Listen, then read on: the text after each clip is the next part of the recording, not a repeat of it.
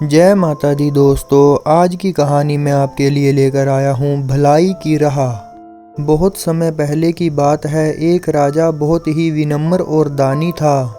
अपनी प्रजा से उसे बहुत प्रेम था।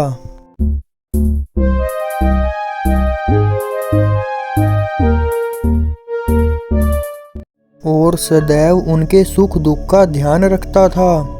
इन्हीं गुणों के कारण उसकी ख्याति दूर दूर तक फैली हुई थी। दुर्भाग्य से राजा का पुत्र प्रकृति में अपने पिता से बिल्कुल अलग था। उसे किसी की कोई चिंता नहीं थी। उसके दुष्टतापूर्ण व्यवहार से राजा और प्रजा दोनों ही परेशान थे।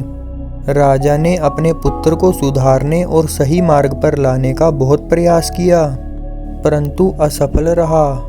उसे ज्ञान देने हेतु दूर दूर से विद्वान एवं मुनीषी बुलाए, परंतु दुष्ट बालक के व्यवहार में कोई परिवर्तन नहीं आया, बल्कि आयु बढ़ने के साथ साथ उसके दुगुणों में वृद्धि ही होती गई। सौभाग्य से एक बार महात्मा बुद्ध भी उस बालक को सही राह पर लाने की चेष्टा से उसके पास आए।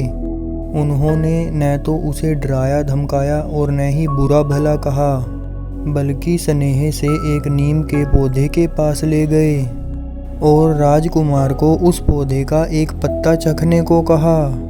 नीम के पत्ते को खाने से राजकुमार का मुंह कड़वा हो गया और क्रोध में आकर उस बालक ने उस पौधे को उसी समय उखाड़कर फेंक दिया।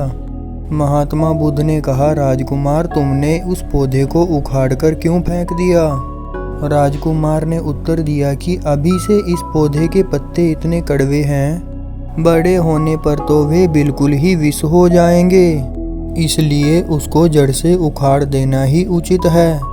राजकुमार की बात सुनकर महात्मा बुद्ध ने गंभीर होकर कहा, तुम्हारे कड़वे व्यवहार से राज्य की जनता भी बहुत पीड़ित है। यदि तुम्हारी ही नीति पर राज्य की जनता भी काम करे तो तुम्हारी क्या दशा होगी? अतः यदि तुम भी नाम और यश कमाना चाहते हो तो अपने पूज्य पिताजी की भांति स्वभाव में मीठापन लाओ, प्रजा से स्नेह का व्यवहार करो और सुख दुख में उनका साथ दो। महात्मा जी की सीख से राजकुमार पर गहरा प्रभाव पड़ा और वह अपने पुराने व्यवहार के लिए लज्जित होने लगा। उसी दिन से राजकुमार में गंभीर परिवर्तन आ गया और दुष्टता त्याग कर उसने भलाई की राह पर चलना प्रारंभ कर दिया। तो दोस्तों, हमें इस कहानी से यह शिक्षा मिलती है कि हमेशा शांत व्यवहार रखना चाहिए और मीठा बोलना चाहिए।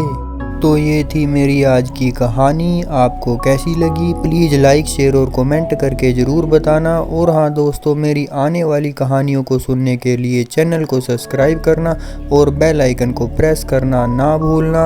जय माता दी।